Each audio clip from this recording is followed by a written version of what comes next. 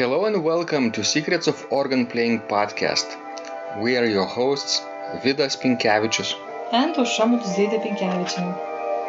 We've been mastering secrets of organ playing for more than 20 years and sharing them on this blog since 2011. On this show, which we create from our home in Vilnius, Lithuania, we strive to help you grow in every area of organ playing, including practice, technique, repertoire, sight reading, hymn playing, improvisation, composition, music theory, harmony, and many others. Our hope is to help you become a complete musician, or what we call as total organist, a program which we have created to help you reach your dreams faster than you would do on your own. If you are new here, we invite you to subscribe to receive free updates of this blog at organduo.lt. By subscribing, you will also receive free video how to master any organ composition and 10-day organ playing mini course. And now let's go to the podcast for today.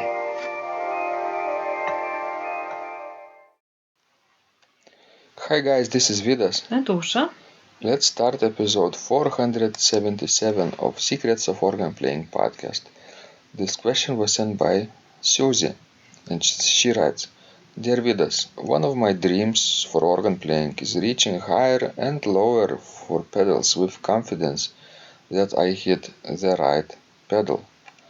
What is holding me back is 1. Performance anxiety which fluctuates. I have rituals for getting into a good mindset.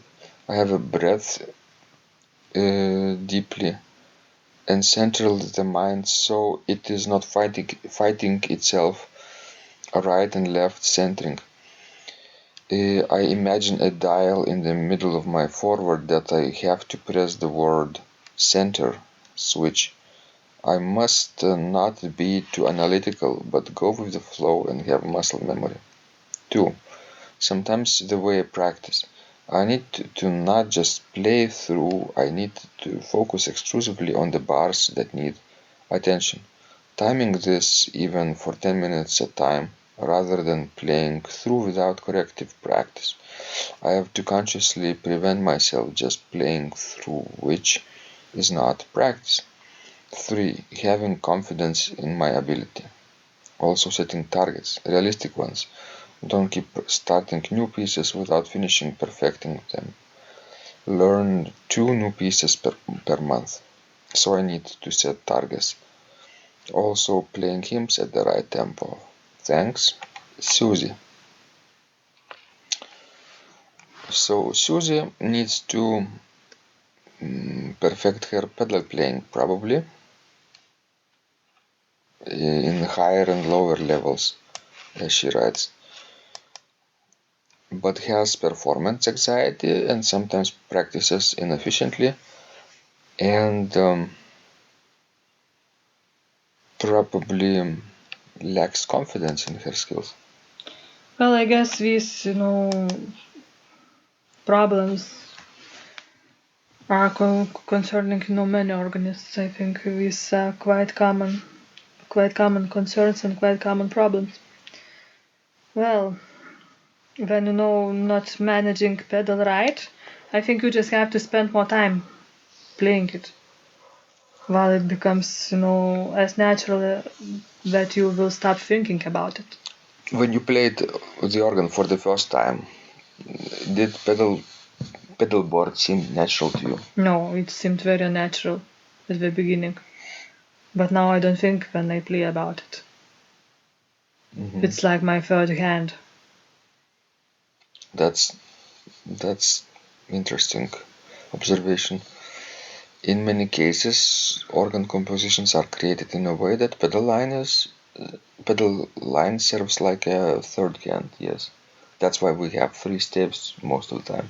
Sure. Now, what about rituals? Do you suggest for people to have rituals before performance or not? Rituals, to me, associate with people who want control. Right? I have to clarify this.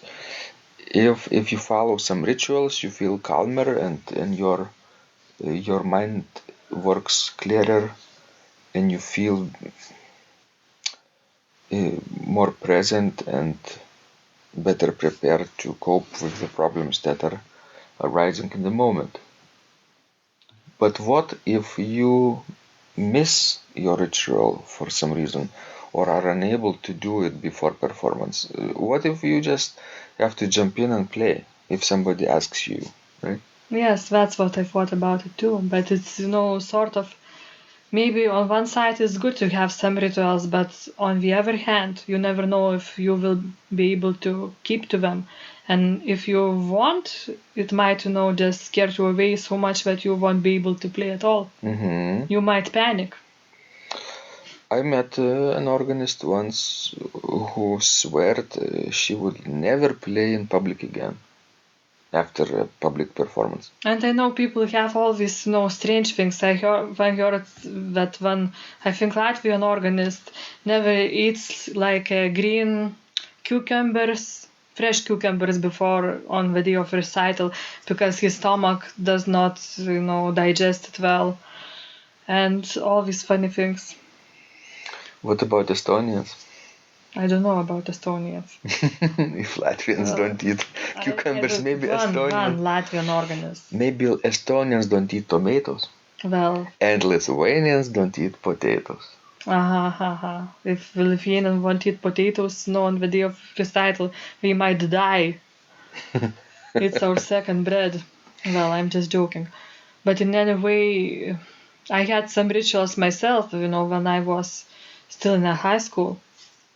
I wouldn't eat the day, before my performance and do other crazy things. But when I would get really sick after performing because I would have like migraine and all that other stuff. And when we went to study to the United States, I saw that I cannot have any rituals whatsoever, because if you will have to, let's say, to perform after at 8 p.m. and you have classes going all day long and other things that you have to do at the university, like teaching assistantship and all that other stuff. So what then? Just keep hungry all day long and then you just faint near the organ bench, at 8 p.m. And sort of this busy schedule, changed all my habits and I stopped having rituals. I guess, the most important thing is, that a minute before when you sit on the organ bench, how well you might concentrate and focus during that 1 minute. Osha, don't you think it's sort of similar to the way people practice martial arts and they do all kinds of rituals in the dojo, as they call it, in the classroom setting? They bow, they breathe, they wear certain clothes and belts of various colors. But what happens when you go outside of the dojo and somebody attacks you in the dark alley, right? You cannot say to the attacker, oh, wait a second, I will do my 2-minute breathing meditation now, then I will change the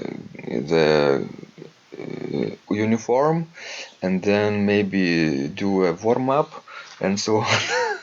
You will get beaten in a moment. Or maybe you will surprise your attacker this way and he will say, oh, it's not worth dealing with this crazy person, and maybe he will walk away. It's a good tactic maybe to start singing, for example, when you are when you are being attacked. Nobody expects you to sing, right? And this might end the fight, actually. I think all these talks are just speculation because you never know how would you react in real life.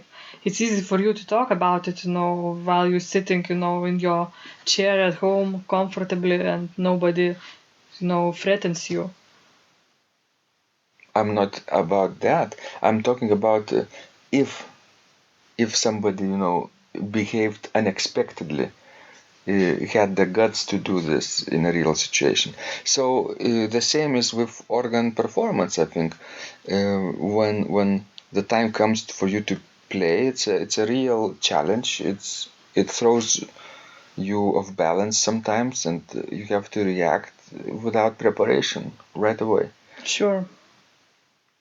Because you never know what will happen during your performance and how well you feel on that day and all other things. That's, I guess, what is the difference between amateur and professional. That professional has to play in any circumstances, in any situation. Mm-hmm. So. Alright, guys, we hope this was useful to you. Keep exploring your boundaries, what you can do during public performance, and see how your body and mind reacts. You might be surprised. And send us more of your questions. We love helping you grow. And remember, when you practice, miracles happen. This blog is supported by Total Organist, the most comprehensive organ training program online, where you will find courses for every area of organ playing, including technique, practice, sight reading, repertoire playing, hymn playing, improvisation, composition, music theory and harmony, with hundreds of scores and thousands of exercises. Here is what some of the students are saying. Hugh writes, the sight reading course has helped me tremendously. Thank you very much for your SS courses and all your help. Robert writes, I found the fingerings, registration ideas and general comments to be excellent. John writes, I have found your download very helpful. It was really excellent. I have watched some of your teaching videos and when I read your instructions, I tried to imagine you are there teaching me. You may feel disappointed that I am 2-3 days behind, but I am a slow learner, and I have committed to taking the time to get it right as you say. But the other night my wife commented that she had never heard me play such a detailed melody in the left hand so well. My left hand is generally poor. Robert writes, it has been a great pleasure in my life of having discovered your courses and material as well as the YouTube work of recordings. You have a calm and pleasant way of teaching. Ron writes, Hi Vidas and Osha, thank you guys. What a wonderful response to my email note to you. You've got me right, and I feel you understand my level of playing. Yes, at home and lucky that I have an organ for that reason. I am paying attention to this, and I am going to try this haha no longer secret model. Yes, and I love Cesar Frank too.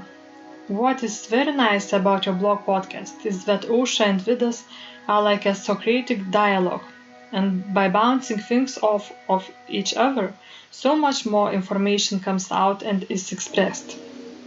Your comments contain a wealth of information and understanding. I really appreciate this. It is very inspiring and will keep us moving forward.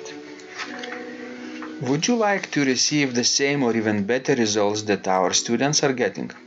If so, join them at organduo.lt/total-organist. And of course, you will get the first month free too. You can cancel anytime. Also, if you haven't yet subscribed to receive free updates of this blog, make sure you do that at organduo.lt. By subscribing, you will also receive free video, how to master any organ composition and 10-day organ playing mini course. This was Vidas and Osha from Secrets of Organ Playing. And remember, when you practice, miracles happen.